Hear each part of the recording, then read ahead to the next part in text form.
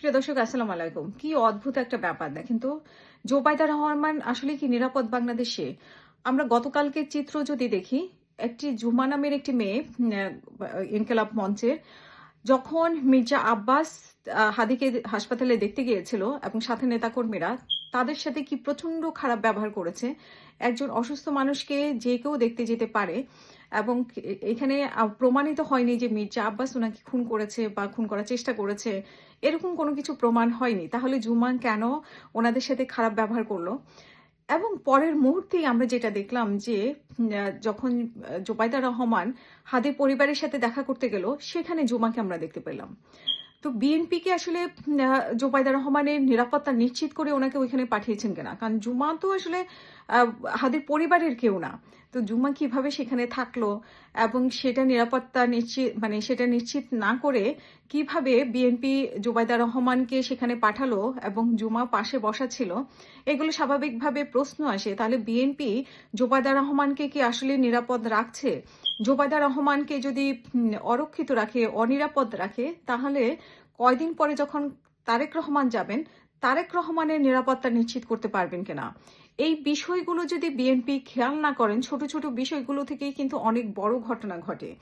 So এই জিনিসগুলো যদি বিএনপি এখন থেকে খেয়াল না করে, তাহলে কিন্তু জোবাইদা রহমান, তারেক রহমান আসলেই ওনারা কিন্তু নিরাপদ না বাংলাদেশে। বিএনপিকে আরো সচেতন হতে হবে ওনাদের বিষয়ে, কারণ ওনারা এখন টার্গেট। তারেক রহমান তো টার্গেট, তারেক রহমান নিজেই বলেছেন।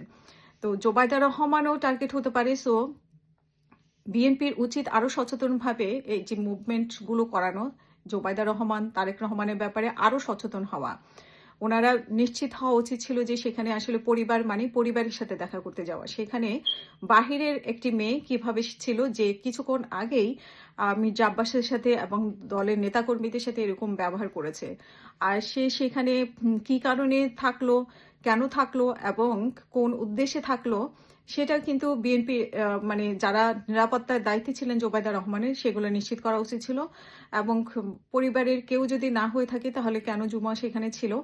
আর এই যে তাহলে আমরা মনে করতে পারি যে জোবাইদা রহমান আসলে বিএনপির কাছে এখন অনিরাপদ, কারণ বিএনপি ওনাকে যেখানে পাঠাচ্ছে ওনার নিরাপত্তা নিশ্চিত করতে পারবে কিনা এখন সন্দেহ দেখা দিয়েছে। এবং সাথে তারেক রহমান যদি বাংলাদেশে যান, সেক্ষেত্রেও সন্দেহ থেকে যাবে বিএনপির এই অবহেলা নাকি বিএনপি মানে নিরাপত্তা দিতে বা নিরাপত্তার ঝুঁকিগুলো আইডেন্টিফাই করতে পারছে না, এই প্রশ্নগুলো আসলে এসে যায়।